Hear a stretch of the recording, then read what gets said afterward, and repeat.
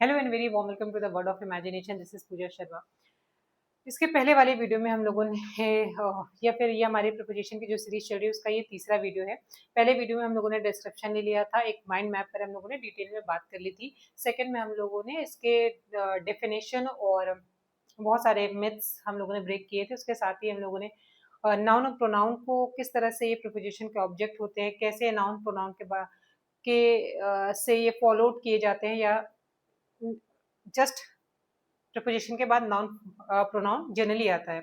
उसके बाद नेक्स्ट बहुत इंपॉर्टेंट चीज हम लोगों ने बात की थी, शुरुआत वहां कर दी थी। यहाँ पे because we are decided to make a separate video of each and every point of any topic, तो हम लोग यहाँ से इस चीज को फिर सेग्रीगेट करके वो टॉपिक अलग कर दे रहे हैं, जहाँ पे टिपिकल पोजिशंस ऑफ प्रपोजिशन के बारे में बात करेंगे। क्योंकि हम लोगों ने दूसरे वीडियो में बात किया था कि उसका पोजिशन कहाँ पे होता है, जनरली नाउन या प्रोनाउन के पहले आता है। लेकिन ऐसी भी कंडीशंस होती हैं जहां पर वो लास्ट में या तो बिगनिंग में प्रपोजिशन आकर अपना प्लेस चेंज कर लेता है। ऐसी कौन सी कंडीशन होती है जहां पर उसे इतना बड़ा जहमत उठानी पड़ती है, उसके बारे में इसमें बात करेंगे। तो पहले हम लोगों ने टिपिकल पोजिशन में देखा था कि when object is an interrogative pronoun. तो इंटेरोगेटिव प्रोनाउन में हम लोगों ने ये भी क्लियर किया था कि प्रोनाउन सेक्शन जो हमारा बिकॉज ऑफ दैट रीजन जो हम लोगों ने लास्ट टाइम पे बात किया था, तो हम लोगों ने सीधे नाउन से यहाँ जंप कर रहे थे। लेकिन प्रोनाउन आप समझिए कैसे ये डबल एच क्वेश्चन भी है, क्वेश्चन वर्ड भी उसके साथ ही प्रोनाउन भी है। इस चीज को यहाँ पे समझते हुए आगे बढ़ेंगे। पहले एग्जांपल देख लीजिए, who were you talking to. यहाँ पे प्रोपोजिशन खिसक के चला गया है लास्ट में। क्यों चला गया है? क्योंकि यहाँ पे ही इंटेरोगेटिव है। क्या है ये? प्रोनाउन है और as well as interrogative pronoun है। जब हमने कहा है हु, यानी अगर हम लोगों ने इसकी जगह पे कोई नाम रखा होता, suppose Coco, Coco where you, मतलब you are talking with Coco, तो यहाँ पे सीधा सीधा ये एक असर्टिव सेंटेंस बन गया। लेकिन जब हमें पता ही नहीं कि वो कौन है, तो हु तो किसी पर्सन के लिए यूज किया गया है ना यहाँ पे, तो ये एक हो गया pronoun. As well as at the same time it is also a question word. तो ये क्या होगा? इंट्रोगेशन कर रहे हैं, यानी यहाँ क्वेश्चन पूछा जा रहा है, तो ये हो गया इंट्रोगेटिव। तो ये समझ में आया दोनों कंडीशन। अब जब हम इंट्रोगेटिव सेंटेंस का स्ट्रक्चर लेते हैं, तो हम इंट्रोगेटिव सेंटेंस से पहले क्वेश्चन वर्ड रखते हैं जब क्वेश्चन वर्ड होता है, नहीं तो हम पहले क्या रख लेते हैं?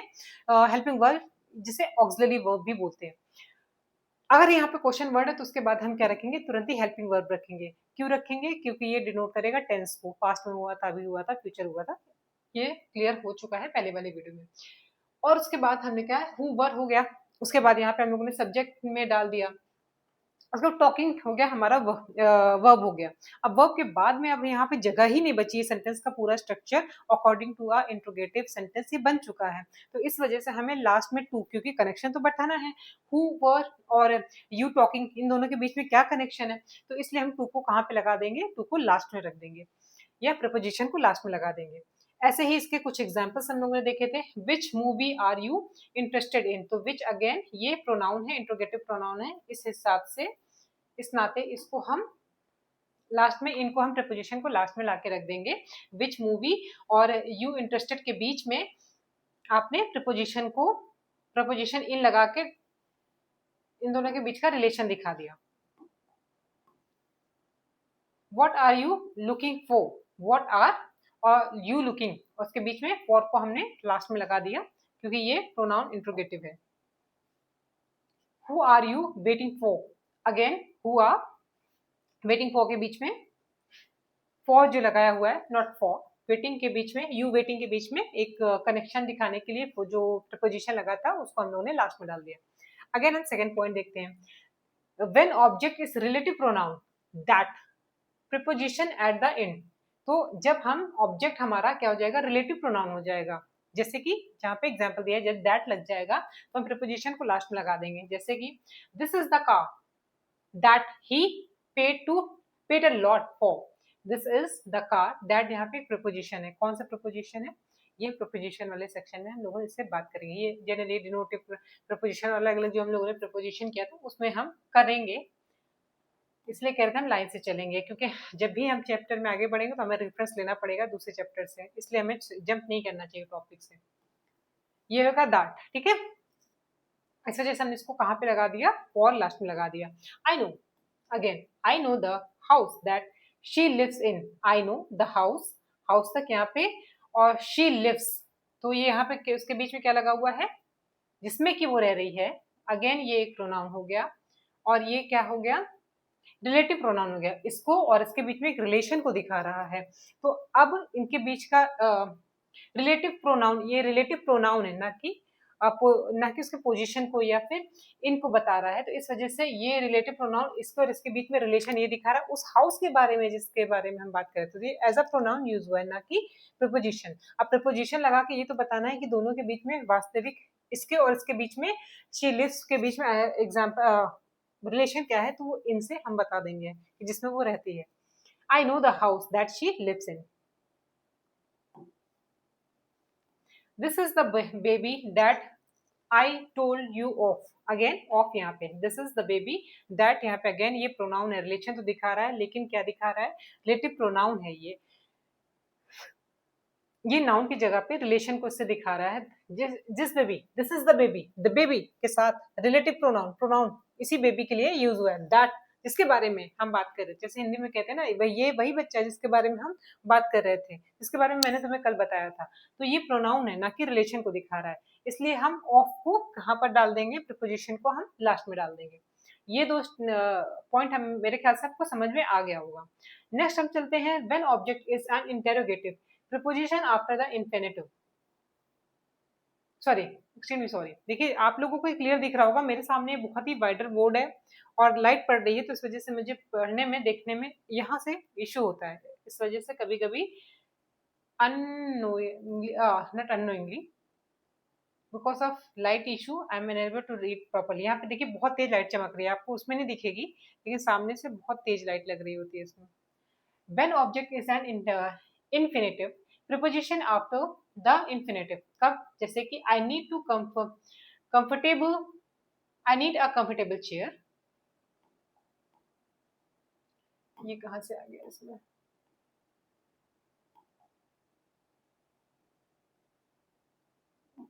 स्कूल में डाल दो।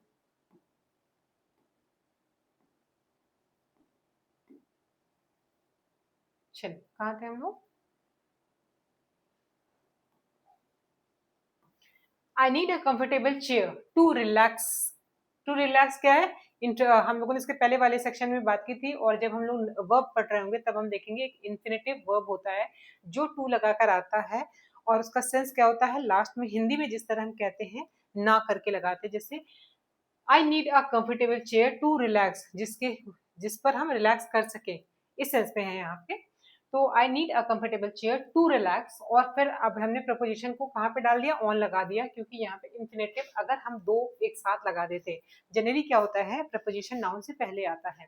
और यहाँ पर अगर हम प्रपोजिशन किसके, यहाँ रिलैक्स से पहले लगा हुआ है या चेयर के बाद या रिलैक्स से पहले लगा हुआ है, इस जगह पर या फिर हम चेयर के पहले कहीं लगा पाते तो उसका स्ट्रक्चर बिगड़ जाता। इसलिए हमने यहाँ पे पहले सब्जेक्ट रखा, उसके बाद नीड रखा। नीड वाला सेक्शन भी हम वर्ब वाले सेक्शन में आपको क्लियर करा देंगे, नीड और डियर ये सब चीजें के बारे में। उसके बाद ये लिखा क्या है, एक कंफर्टेबल चेयर। चेयर कैसी, कंफर्टेबल एडजेक्टिव हो गया, चेयर हो गई, नाउन हो गया। अब इसके बाद नाउन के बाद तो हम प्रोनाउन नहीं रखेंगे, तो ये टू रिलैक्स हो गया। टू रिलैक्स यहाँ पे इन्फिनेटिव वर्ब हो गया। तो अब हमारे पास कहीं पे इस स्ट्रक्चर में प्रीपोजिशन को एडजस्ट करने की जगह नहीं है। That is why we always put it in the end. This is the reason, always keep this thing in mind. और क्योंकि इसके पहले भी नहीं रख सकते हम, इसलिए क्योंकि टू ऑलरेडी पहले तो लगा हुआ है, और वो यहाँ पे टू ये प्रपोजिशन नहीं है, क्योंकि ये इन्फिनेटिव की तरह ये पे कम्प्लीटली टू रिलैक्स एक अपने आप में एक वर्ब है, कंप्लीट दोनों मिलाकर एक वर्ब बना हुआ है। तो इस वजह से हम उसके आगे टू, दो प्रपोजिशन या फिर ऑन के साथ ऑन टू रिलैक्स भी नहीं कर सकते हैं। तो इस वजह से हम इसको लास्ट में डाल देते हैं। She found a quiet spot to read in. Spot to read in. Again, in last में डाल दिया। He has a lot of work. क्यों? क्योंकि I found a quiet spot to read. Again, एक infinitive है, इसलिए इनको हम लोगों ने लास्ट में डाल दिया। He has a lot of work to catch up. He has a lot of work to catch up. Lot of work to catch up. और on को हमने लास्ट में डाल दिया। She needs a pen to write. Again, उसको लिखने के लिए बहुत सारे जगहों पर इन्फिनेटिव यूज किया जाता है जिसका सेंस डिफरेंट होता है। जब वर्ब वाला सेक्शन कराएंगे तो ये आपको और बेटर तरीके से समझ में आ जाएगा। तो she needs a pen to write with. अब याद रखिएगा, जब भी हम ऑब्जेक्ट का किसी भी इंस्ट्रूमेंट को या किसी ऑब्जेक्ट को यूज करेंगे for for any reason, for purpose, तो हम वहां पर विथ लगाएंगे। जैसे हम लोगों ने यहाँ पे she needs a pen to write with, he killed the snake with a stick. तो जब इस तरह का कोई इंस्ट्रूमेंट लेके कोई काम कर रहे होंगे या एक ऑब्जेक्ट लेके कोई काम कर रहे होंगे, तो हम क्या लगाएंगे, उसके साथ विथ यूज करते हैं। ये ध्यान रखिएगा जब हम प्रपोजिशन कर रहे होंगे, आगे चल रहे होंगे, कि कौन सा प्रपोजिशन किस सेंटेंस में किस जगह पे अप्रोप्रिएट होता है, स्पेशली सिंपल प्रपोजिशन, वहां पर आप इसे देखोगे। और इससे रिलेटेड क्वेश्चन आता है, that is why I mention it here. When relative pronoun is hidden or in miscellaneous structure, ये दो कंडीशन यहाँ पे लगा दी गई है जब हिडन फॉर्म में हो। जैसे प्रीपोजिशन एट द एंड, क्या है ये, पहले इसको एग्जांपल देख लीजिए, then it would be more clear to you. That's the that's the restaurant where we had dinner at. अब अभी हम लोग भी डिनर से ही आ रहे थे, चलिए कोई बात। That's the restaurant we had dinner at. अब हमें वेयर लगाने की जरूरत नहीं है, ये अंडरस्टूड है कि जिस रेस्टोरेंट के बारे में बात कर रहे हैं उसको वहां पर जिसमें हम लोगों ने डिनर किया, इसका सेंस हिंदी में आ रहा है कि दैट्स द रेस्टोरेंट, ये रेस्टोरेंट है जिसमें हम लोगों ने डिनर किया था। We not need to be add where here. और प्लीज इस तरह के प्रोनाउन वाले सेक्शन को जरूर करिएगा, ये सब आपको स्पोकन पर्पस के लिए बहुत ही अच्छे होते हैं। हमें पूरा डिटेल स्ट्रक्चर्ड में नहीं बोलना होता है, और अवॉइड कुछ जहां पर हम इस तरह के प्रपोजिशन को अवॉइड कर सकते हैं to make our language more polish. तो इस तरह की चीजों का वहां ध्यान रखिएगा फॉर स्पोकन पर्पस, तो ध्यान रखिएगा। अब हम आते हैं इस टॉपिक पे। तो रेस्टोरेंट वेयर हमें लगाने की जरूरत नहीं है, और ये हिडन है, अभी हम इस सेंटेंस में है नहीं, हमने ब्रैकेट में डाला है कि ये पॉइंट हम अंडरस्टूड है कि ये वही रेस्टोरेंट जहाँ पे हमने खाना खाया था। तो इस कंडीशन में एट हम लोगों ने पीछे लगा देना है सेंटेंस के लास्ट में। He dislikes being lied, he dislikes being lied too. He dislike, वो पसंद नहीं करता है झूठ बोलना। टू, तो अगेन इसको हम लोगों ने इसको कहाँ पे, लास्ट में डाल दिया। क्यों डाल दिया, क्योंकि यहाँ पे ही डिसलाइक बीइंग लाइड, यहाँ पर भी प्रीपोजिशन जो है हिडन फॉर्म में है। That's the person whom I gave the book to। तो यहाँ पे अगेन दैट्स द पर्सन, टू के नहीं, एक्सट्रीमली सॉरी, ये मिस्टेक हो गया है, तभी मैं सोची टू में क्यों लगाया। दैट्स द पर्सन, ये टू नहीं होगा, ये whom हिडन है।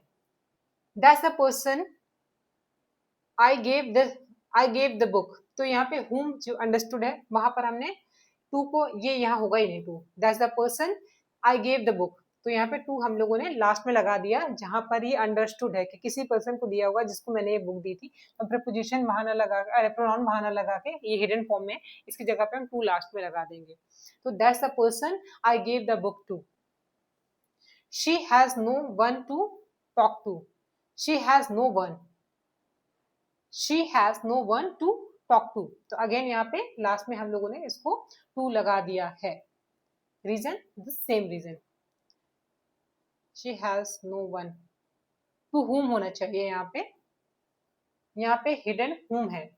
whom को यहाँ पे अवॉइड करेंगे, हिडन रहेगा, उसको नहीं यूज करेंगे, इंस्टीड ऑफ whom कट करेंगे, और यहाँ पे हम लास्ट में टॉक लगा देंगे, टॉक के साथ हम टू लगा देंगे। She has no one to talk, no one, यहाँ पे टू नहीं होगा, ठीक है। कुछ कुछ नोट्स में जितना भी, इतने मैंने करेक्शन करने के बाद भी कुछ ना कुछ गड़बड़ी नोट्स में रही ही जा रही है। How much devotion it's needed?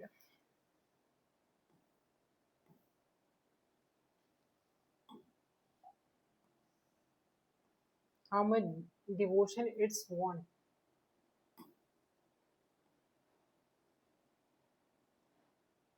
In few condition, prepositions has been used in a beginning of these sentences. Generally, these sentences are interrogative in nature. If in few conditions, prepositions has been used in the beginning of a sentence. अब ये चीज बहुत ध्यान से देखिएगा, अभी हम लोगों ने जितने भी देखे वो हम लोगों ने लास्ट में लगाए थे। अब एक बहुत इंपॉर्टेंट पॉइंट है, जब हम बिगिनिंग में ही लगा देंगे क्या प्रीपोजिशन को, क्या कंडीशन बनेगी, फ्यू कंडीशन में हम क्या करते हैं, has been used in the beginning of the sentence, तो हम प्रीपोजिशन को बिगिनिंग में यूज कर देते हैं। Generally the sentences are interrogative in nature, जैसे हम लोगों ने अभी पहले दूसरे वीडियो में एग्जांपल दिया था, by the train, bye which train you come, तो यहाँ पे हम लोगों ने बाय के ट्रेन के साथ ही यहाँ पर हम लोगों ने बिगनिंग में ही लगा दिया था। क्यों? क्योंकि हम क्वेश्चन पूछ रहे हैं कि किस ट्रेन से आए हो। इसका एग्जाम्पल देख लीजिए, इसमें एग्जाम्पल नहीं जोड़ा मैंने।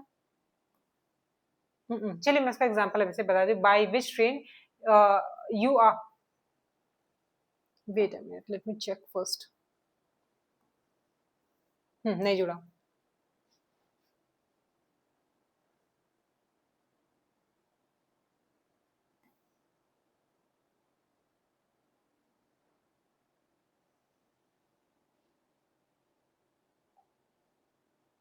चलिए, अगर सपोज मैं इसको ऐसे एग्जांपल दे रही हूँ, अगर मान लीजिए आपको किसी से पूछना है कि यू आर कमिंग, सपोज एक असर्टिव सेंटेंस है, यू आर कमिंग, अगर आपको पूछना है किस ट्रेन से आ रहे हो, तो by which train you are coming, ऐसे करके आप you can be make a sentence to use preposition in the beginning of the sentence when the sentence is interrogative in nature।